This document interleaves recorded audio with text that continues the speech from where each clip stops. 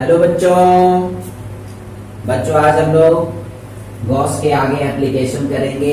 Application number 4, electric field due to charge on conducting shell. तो बच्चों सबसे पहले आप लोगों को ये जानना है कि कंडक्टिंग सेल के क्या होता है और कंडक्टिंग सेल में हम लोग इलेक्ट्रिक फील्ड किसके लिए निकालेंगे और कौन से लोकेशन पर हमें इलेक्ट्रिक फील्ड निकालनी है।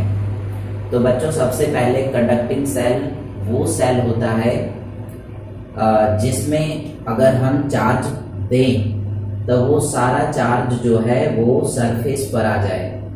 जैसे आप इसको ऐसे समझिए, जैसे मान लो एक हमारे पास स्फीयर है और वो हॉलो है, हॉलो स्फीयर है। स्फीयर दो होते हैं ना, स्फीयर है और ये स्फीयर दो है। एक है बच्चों हॉलो और एक है सॉलिड, ठीक ना। एक होता है हॉलो स्फीयर और एक होता है सॉलिड स्फीयर। सॉलिड स्फीयर के अंदर भी दो केस आते हैं। पहला जो केस आता है बच्चों वो होता है कंडक्टिंग का, कंडक्टिंग सॉलिड स्फीयर, और एक होता है non conducting, non conducting, non conducting. Hollow sphere भी दो होते हैं, एक होता है हमारा कंडक्टिंग और दूसरा होता है नॉन कंडक्टिंग। लेकिन हम लोग इसको नॉन कंडक्टिंग नहीं बोलते, इसको हम लोग बोलते हैं डाई इलेक्ट्रिक।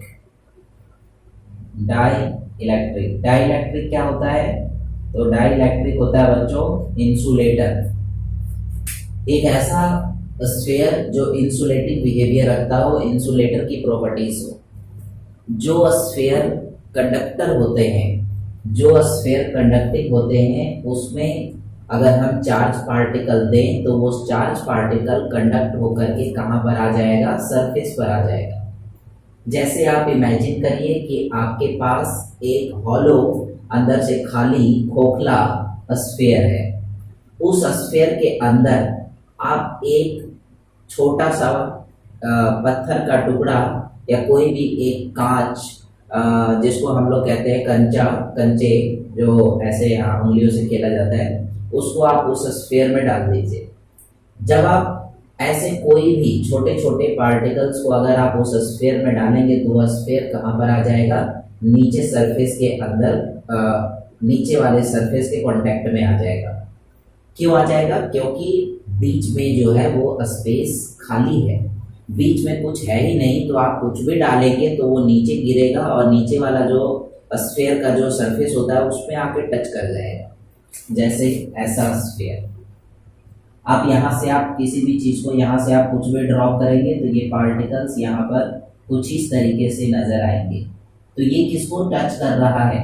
तो ये टच कर रहा है सरफेस को, टचिंग टू द सरफेस। ये डायरेक्ट जो है वो किसको टच कर रहा है? सरफेस को टच कर रहा है। तो इस टाइप का जो स्फीयर होगा उसको हम लोग बोलेंगे कंडक्टिंग स्फीयर। ये कंडक्टिंग होते हैं। दूसरा बच्चों आप लोगों ने देखा होगा वाटरमेलन। वाटरमेलन जो होता है, वाटरमेलन जो होता है वो एक स्फीयर होता है, लेकिन सॉलिड स्फीयर होता है। सॉलिड स्फीयर, इसमें जो सीड्स होती हैं, सीड्स को हम मान लेते हैं चार्ज पार्टिकल। तो इस वाटरमेलन के अंदर जो सीड्स होता है वो स्फीयर में कुछ इस तरीके से होते हैं, कुछ इस तरीके से। ये सरफेस को टच नहीं करता, ये पूरे थ्रू आउट द सरफेस होता है। मतलब हम ये कह सकते हैं कि इनसाइड द सरफेस में पूरा थ्रू आउट फैला होता है, लेकिन ये सरफेस पर आकर के नहीं रहते। इसमें चार्ज पार्टिकल यहाँ भी हो सकता है, यहाँ भी हो सकता है, यहाँ भी हो सकता है, यहाँ भी हो सकता है। और आपने देखा होगा कि वाटरमेलन में जो सीड्स होती हैं वो सारी सीड्स जो होती है वो रेड पोर्शन में होता है, रेड पोर्शन के अंदर एम्बेडेड होता है। वो रेड पोर्शन कहाँ होता है? At the middle of the sphere, middle of the sphere होता है ये सीड्स। लेकिन ये सीड्स जो है वो सरफेस पर नहीं होता, तो इसलिए हम लोग इसको कहते हैं नॉन कंडक्टिंग। यानी कि अगर हम इसमें चार्ज पार्टिकल दें तो चार्ज पार्टिकल जो है वो, अगर हम यहां से चार्ज पार्टिकल देते हैं या यहां से चार्ज पार्टिकल देते हैं सरफेस को, तो ये चार्ज पार्टिकल यहां से चल करके यहां पर नहीं आएगा, ना ये यहां से चल करके यहां पर आएगा। तो ये जो बिहेवियर होता है वो बिहेवियर किसका होता है? नॉन कंडक्टिंग का। तो जितने भी स्फीयर है बच्चों, उसमें जैसे कंडक्टिंग, इसका कंडक्टिंग, इसका कंडक्टिंग, इसमें हॉलो है तो जाहिर सी बात है इसके सारे चार्ज पार्टिकल स्फीयर के सरफेस पर होंगे, क्योंकि अंदर जो है वो खाली है। अब जैसा कि अंदर कुछ है ही नहीं, तो चार्ज पार्टिकल हम किसी भी तरह से दें और कहीं से भी दें, वो चार्ज पार्टिकल पूरा का पूरा उसका सरफेस पर नजर आएगा, पूरे सरफेस पर। और इन सब का जो इलेक्ट्रिक फील्ड का जो फॉर्मूला आएगा वो एक ही होगा, एक जैसा होगा। ओके, लेकिन इसका जो हमारा इलेक्ट्रिक फील्ड का फॉर्मूला है वो बिल्कुल डिफरेंट है, और इसका इलेक्ट्रिक फील्ड का जो फॉर्मूला है वो डिफरेंट है। इन तीनों का एक जैसा होगा और इन दोनों का, यानी कि इन तीनों का और इसका अकेला अलग अलग होगा। तो हमें बच्चों दो इलेक्ट्रिक फील्ड फाइंड करनी है, नंबर 1 इसके लिए, कंडक्टिंग के लिए, और नंबर 2 नॉन कंडक्टिंग के लिए। नॉन कंडक्टिंग जो होता है बच्चों वो सॉलिड स्फीयर के अंदर पाया जाता है, और सॉलिड स्फीयर के अंदर जो नॉन कंडक्टिंग होगा वो नॉन कंडक्टिंग का आपने बिहेवियर समझ गए कि नॉन कंडक्टिंग का मतलब कि अगर हम चार्ज पार्टिकल सरफेस को दें, चार्ज पार्टिकल उस स्फीयर को दें, तो वो स्फीयर चार्ज पार्टिकल को एक लोकेशन से दूसरी location outside the surface push या पुल नहीं करेगा। लेकिन जब कंडक्टर को दें, कंडक्टिंग यानी कि मेटल, कंडक्टिंग यानी कि मेटल, कंडक्टिंग यानी कि मेटल, अगर हम कंडक्टिंग स्फीयर को दें तो उसके सारे चार्ज पार्टिकल जो होंगे वो आउटसाइड द सरफेस या ऑन द सरफेस पर आकर के स्टैंड हो जाएगा। तो हमारा ये आज का हमारा ये काम करना है, ये हमारी डेरिवेशन करनी है, electric field due to charge on conducting shell. Shell में क्या होता है कि चार्ज पार्टिकल सरफेस पर होते हैं, कंडक्टिंग शेल उसी तरह बिहेव करेगा जैसा ये कंडक्टिंग स्फीयर बिहेव करेगा। कंडक्टिंग स्फीयर में हमने यहाँ पर चार्ज पार्टिकल को अंदर भेजा तो सारे चार्ज पार्टिकल कुछ इस तरीके से आ गए। फिर उसी तरह से एक कंडक्टिंग सेल में चार्ज पार्टिकल कहाँ पर होता है? सरफेस पर होता है। उस सरफेस पर जो चार्ज पार्टिकल है उसके कारण इलेक्ट्रिक फील्ड क्या होगी वो हमें कैलकुलेट करना है। तो आप इसको नोट करिए, फिर हम आगे बढ़ते हैं।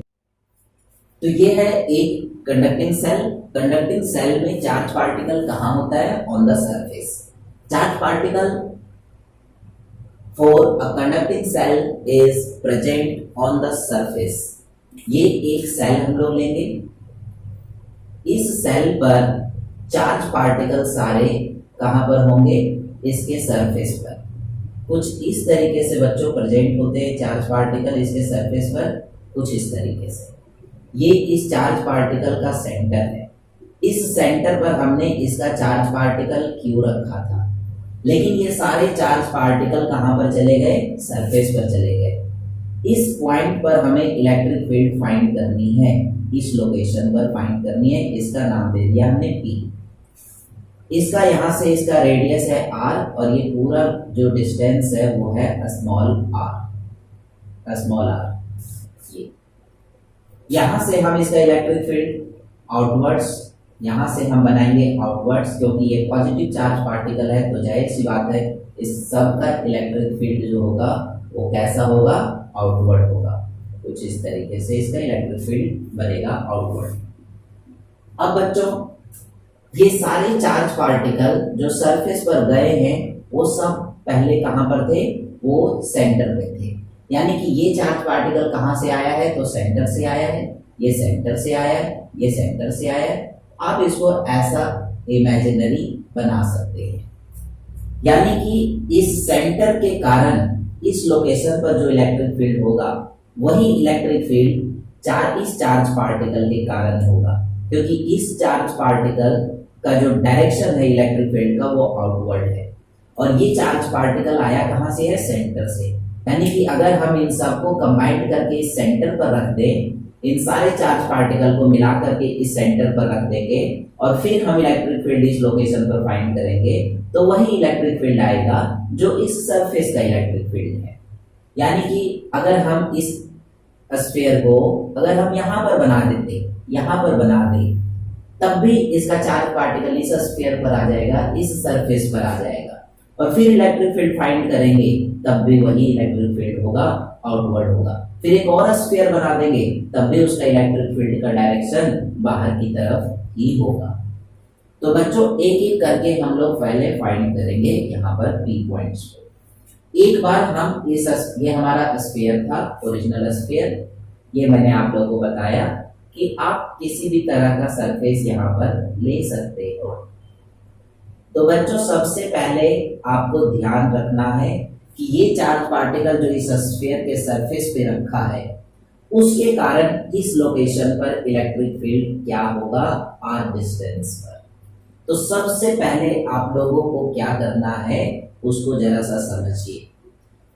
इस आर लोकेशन पर जो हमें इलेक्ट्रिक फील्ड फाइंड करनी है, जो चार्ज पार्टिकल इस स्फीयर के सरफेस पर है, उसके लिए हम सबसे पहले एक गॉसियन सरफेस बनाएंगे। और इसका अगर हम गॉसियन सरफेस बनाएं तो ऐसा स्फीयर बनेगा, हर एक लोकेशन से इसका डिस्टेंस आर आर आर, ये सब इसके इलेक्ट्रिक फील्ड का डायरेक्शन है, इलेक्ट्रिक फील्ड का डायरेक्शन है। इसको हमने टोटल चार्ज क्यू दिया है। क्यू क्या है? Total charge given, total charge given है। सिग्मा इसका चार्ज डेंसिटी है, sigma is equal to charge density. Density कैसा चार्ज डेंसिटी है? एरियल चार्ज डेंसिटी है, एरियल चार्ज डेंसिटी है। इसका अपना कुछ एरिया होगा। So area of cross section, इसका area of sphere is equal to pi r square. R is the radius of this sphere. Now we find the electric field at these locations here outside this cell. हम बच्चों तीन जगह पर find करेंगे। एक ये location हो गया नंबर 1, एक ये लोकेशंस पर फाइंड करेंगे नंबर 2, और एक कहीं भी इसके इनसाइड फाइंड कर लेंगे नंबर 3। तो बच्चों सबसे पहले नंबर 1 पर, नंबर 1 कहाँ है? इस स्फीयर के बाहर है, तो पहला पॉइंट आउटसाइड दिस सेल हम फाइंड करेंगे, outside this cell. Outside this cell पर फाइंड करने के लिए सबसे पहले कंसीडर गॉसियन सरफेस। तो कंसीडर हमने किया a concentric sphere as a Gaussian surface. So consider a concentric spherical sphere as a Gaussian surface. यानी कि ये स्फीयर हमने एक गॉसियन सरफेस कंसीडर किया है, जिसके किसी भी एंगल पर अगर यहाँ का क्रॉस सेक्शनल एरिया देखता हूँ और इलेक्ट्रिक फील्ड दोनों एक डायरेक्शन में है तो थीटा 0 डिग्री, यहाँ पर भी देखिए तो थीटा 0 डिग्री, यहाँ पर देखिए तो एरिया वेक्टर और इलेक्ट्रिक फील्ड दोनों एक डायरेक्शन में 0 डिग्री। तो एवरीवेयर यहाँ पर देखिए तो थीटा 0 डिग्री, तो everywhere theta will be same. At everywhere E and theta are symmetrical, चारों तरफ E और थीटा सिमेट्रिकल है। ओके, नाउ नंबर 2 हम लोग कैलकुलेट करेंगे EDS। EDS को कैलकुलेट करने के लिए बच्चों हमें सबसे पहले सिमेट्री चेक करनी होती है, और सिमेट्री हमने चेक कर लिया, एक ही तरह का एंगल है 0 डिग्री का। अगर अलग अलग टाइप की सिमेट्री हमें मिलती, अगर हमें 2 एंगल की सिमेट्री मिलती तो हम इसकी 2 कैलकुलेशन करते और ऐड कर देते। अगर हमें 3 अलग अलग एंगल्स की अगर सिमेट्री मिलती तो हम लोग तीनों का अलग अलग कैलकुलेशन करते और फिर हम उन तीनों को ऐड कर देते। लेकिन एवरीवेयर यहाँ पर थीटा सेम है तो हमारा एक ही स्टेप में इसका कैलकुलेशन हो जाएगा।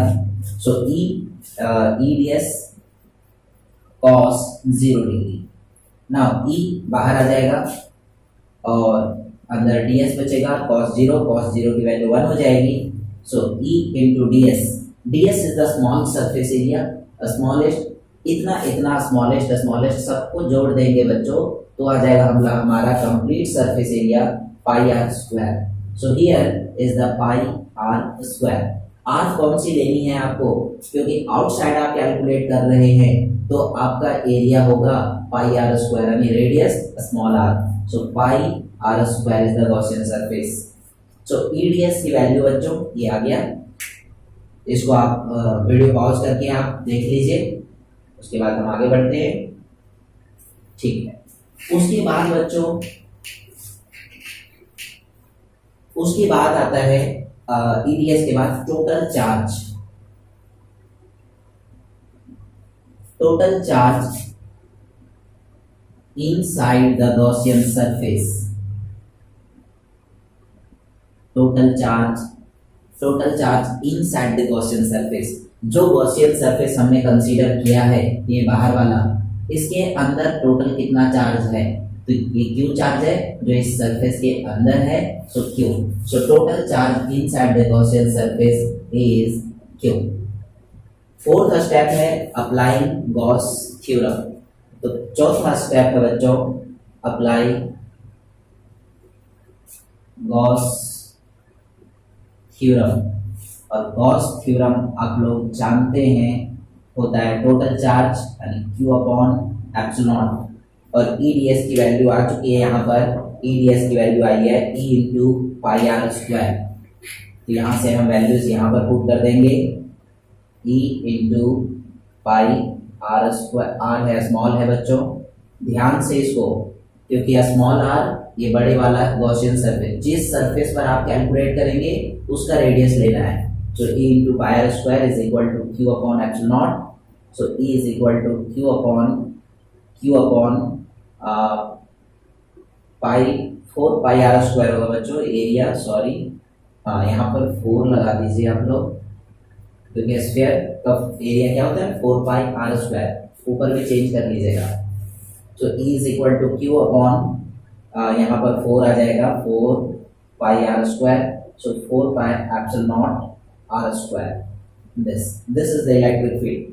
तो E और R का रिलेशन कैसा है, E is inversely proportional to the square of the distance R between the point P and Q.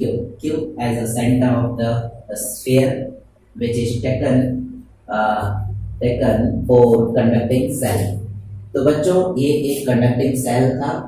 तो सेल क्या होता है आप जान गए कि सेल के सरफेस पर चार्ज पार्टिकल प्रेजेंट होते हैं और इनसाइड उसमें कोई चार्ज नहीं होता।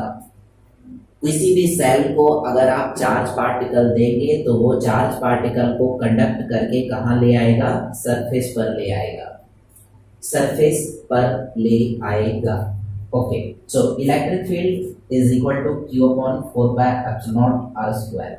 ये आर जितना आगे बढ़ता जाएगा, बड़ा होता जाएगा, इलेक्ट्रिक फील्ड वीक होती जाएगी। इस लोकेशन पर इलेक्ट्रिक फील्ड वीक होगी, यहाँ पर आएंगे तो और वीक हो जाएगी, यहाँ पर आगे आएंगे तो और वीक हो जाएगा। जैसे जैसे हम लोग अवे फ्रॉम द सेंटर जाएंगे इलेक्ट्रिक फील्ड वीक होती चली जाएगी। आउटसाइड द सरफेस हमने कैलकुलेट किया है। अब हम लोग करेंगे बच्चों इलेक्ट्रिक फील्ड इनसाइड और ऑन द सरफेस। तो पहले हम लोग ऑन द सरफेस कैलकुलेट करते हैं, electric field on the surface क्या होगा। तो उसके लिए हम लोग आते हैं, छोटा सा स्टेप है,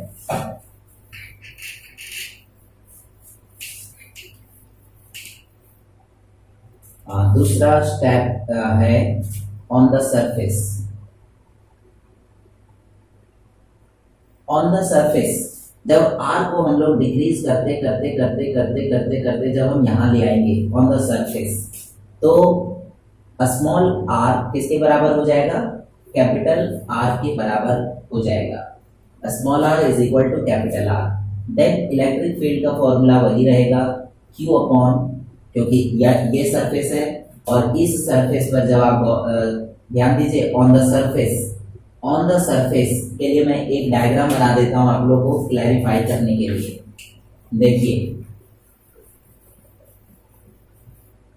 एक स्फीयर है, इसको हमने ये चार्ज पार्टिकल दिया है कंडक्ट करके, ये चार्ज पार्टिकल सारे इस सरफेस पर आ चुके हैं ऐसे। अब हमने इसका गॉसियन सरफेस बनाना है सबसे पहले। जब आप गॉसियन सरफेस बनाएंगे तो यही वाला सरफेस गॉसियन सरफेस होगा ऐसे।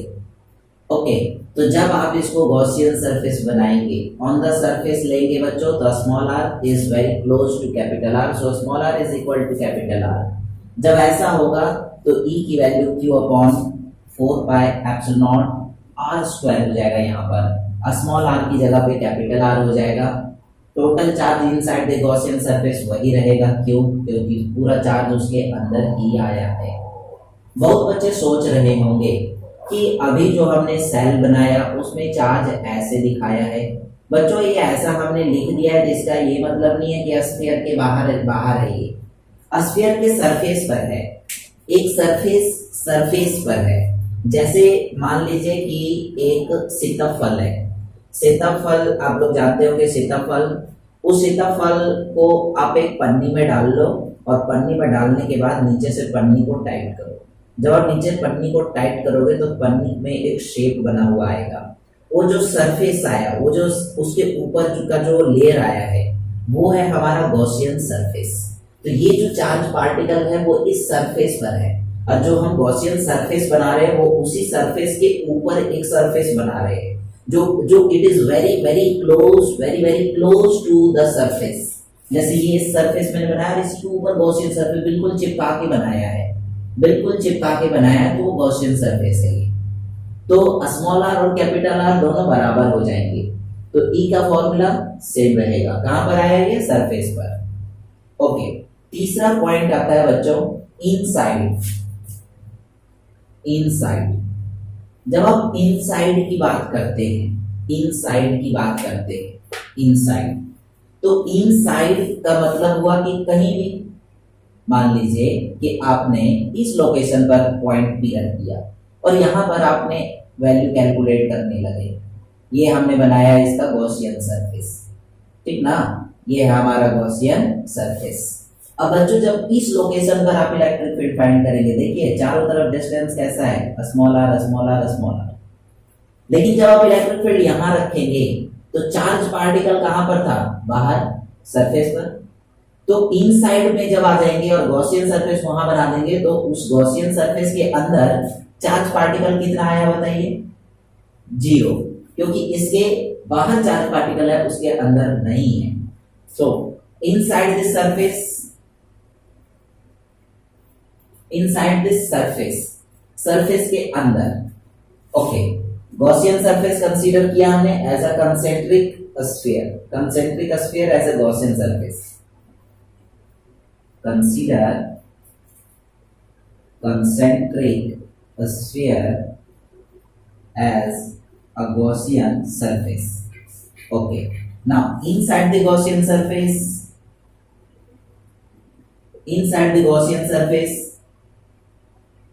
charge particle is equal to 0.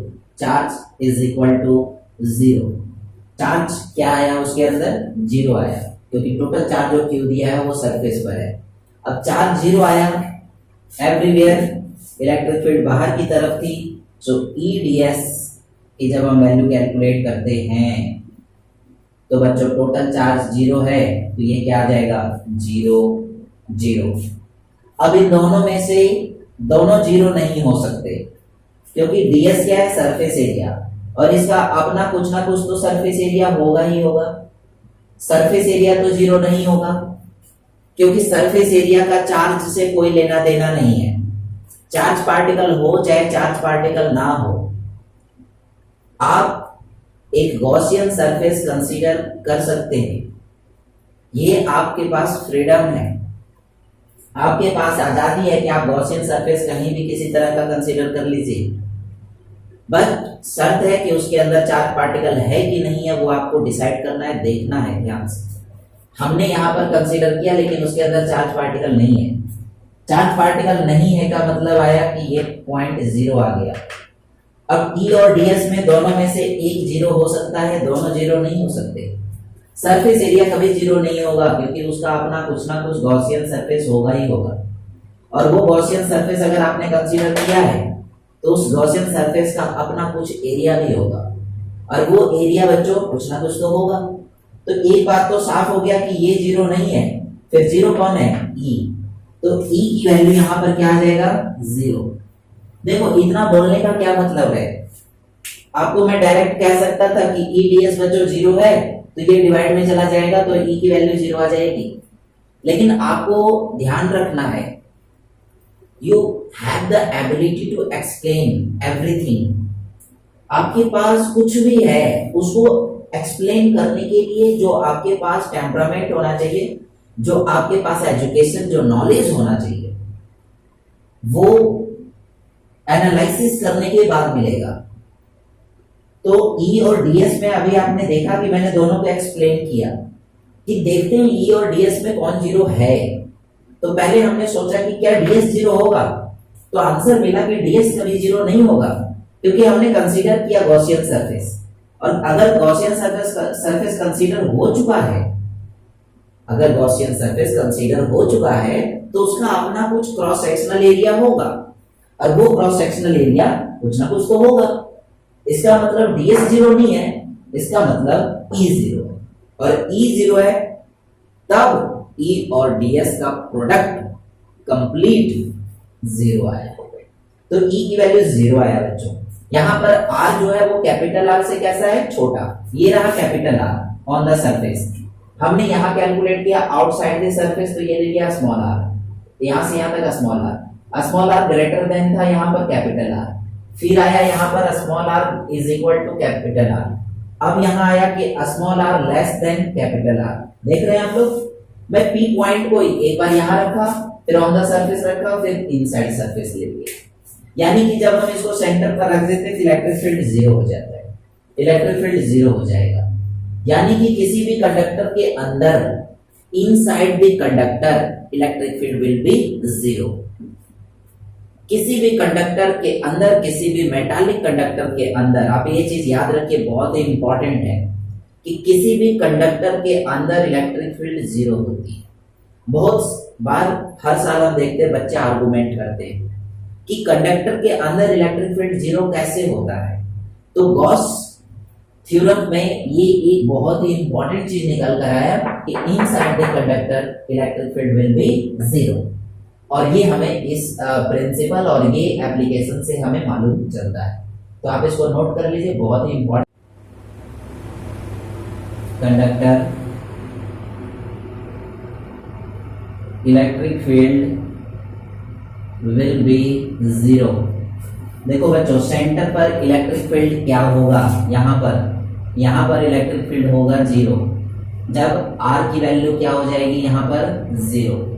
हाँ, ये चीज आपको ध्यान रखना है, ये चीज आपको समझना है, ठीक ना। यहाँ मैं एक फ्रेश डायग्राम में दिखा देता हूँ आपको। देखो सेंटर पर जब आप रहोगे तो आर की वैल्यू क्या होगी, जीरो।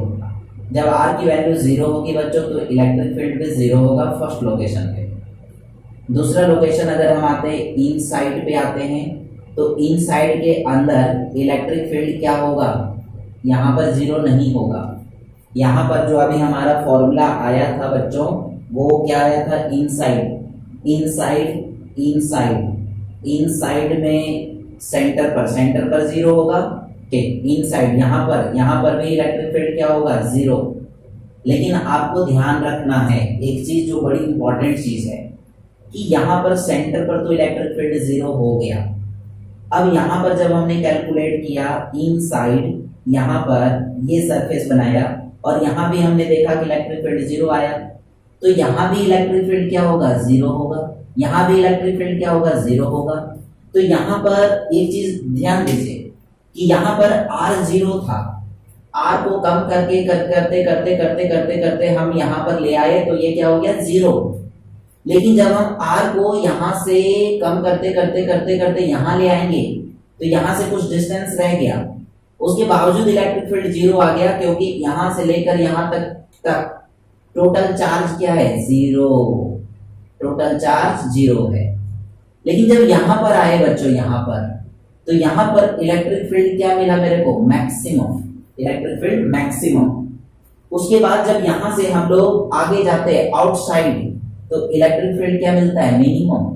ध्यान दीजिए, यहाँ पर 0, यहाँ पर मैक्सिमम, यानी कि यहां से यहां जाते हैं, away from the centre, away from the surface, away from the centre, away from the center electric field will be increase, away from the center electric field will be increase, और away from the surface electric field will be decrease। ध्यान दो, away from the center ये point है, away from the center, away from the center E क्या होगा यहाँ पर increase होगा, और away from the surface, away from the surface E की वैल्यू क्या होगी डिक्रीज। हाँ, away from the center E increase, और away from the surface, surface से यहां पर देखो ये सरफेस था या फिर ये सरफेस है, जहां भी आप रहेंगे गॉसियन सरफेस पे, वहां से दूर जाएंगे तो E कम होगा। तो R, स्मॉल r जो लोकेशन, R जो है वो लोकेशन बता रहा है, और लोकेशन यानी कि डिस्टेंस, यानी डिस्टेंस डिसाइड करता है कि इलेक्ट्रिक फील्ड कौन से लोकेशन पर क्या है। ओके, तो R कहां पर है उससे हम पता लगा सकते हैं कि इलेक्ट्रिक फील्ड वहां पर क्या होगा। तो इसके लिए हमने एक ग्राफ बनाया E वर्सेस R का, E वर्सेस R का हमने एक ग्राफ बना लिया, E वर्सेस R, यहां पर हमने E लिया और R, ये E है और ये R है। ओके, ये है बच्चों सेंटर, ये वाला सेंटर, ये हमने लिया, यहां से यहां तक इसका डिस्टेंस R है, ये हम लोग पहुंच गए कहां पर सरफेस पे, और सरफेस के बाहर इधर हम लोग पहुंच गए आउटसाइड, ये इनसाइड है ऑन द सरफेस है, और ये आउटसाइड है, इधर आउटसाइड है और इधर इनसाइड है। ओके, तो बच्चों इनसाइड देखो, यहां पर इलेक्ट्रिक फील्ड 0, यहां पर 0, थोड़ा सा आगे बढ़ो, इलेक्ट्रिक फील्ड 0, इलेक्ट्रिक फील्ड 0 0 0 0 0 0, ये पूरा स्मॉल r के ग्राफ जा रहा है। स्मॉल r इंक्रीज होते होते होते होते होते होते जब हम यहां पर पहुंचेंगे तो स्मॉल r किसके बराबर हो जाएगा कैपिटल R। यहां से लेकर यहां तक इलेक्ट्रिक फील्ड 0 0 0 0 0, जब यहां पर आए तो इलेक्ट्रिक फील्ड मिल गया क्या, फुल इलेक्ट्रिक फील्ड मिला इतना। उसके बाद जब अवे फ्रॉम द सेंटर जा रहे हैं, यहां से यहां तक इलेक्ट्रिक फील्ड क्या है 0, ये कौन सा पोर्शन है इनसाइड। यहां पर इलेक्ट्रिक फील्ड कैसा है मैक्सिमम, कहां पर है ऑन द सरफेस। उसके बाद यहां से बच्चों outside the surface electric field कैसा होता है इनवर्सली प्रोपोर्शनेट आउटसाइड। तो ये एक ग्राफ है, जिस ग्राफ के जरिए हम लोग यहां से समझ करके ये ग्राफ बनाएंगे, या फिर इस ग्राफ को देख करके हम पीछे इनसाइड ऑन द सरफेस और आउटसाइड के फिनोमिना को चेक करेंगे। तो बच्चों inside the surface electric field will B 0, outside the surface electric field will be decrease और increase. On the surface, electric field will be maximum, electric field will be minimum। जी, इसको आप note कर लीजिए, और ये एक बड़ा बढ़िया वर्ड है, बहुत बड़ा, इसमें से जो इंपॉर्टेंट चीज निकल कर आई वो यही है कि inside the conductor electric field will B 0। एक कंडक्टर के अंदर चार्ज पार्टिकल को अगर हम रख देते हैं तो वो चार्ज पार्टिकल कहां पर चला जाएगा, सरफेस पर चलाएगा कंडक्ट होकर के, उसके अंदर उसे रहना पसंद नहीं है। Thank you.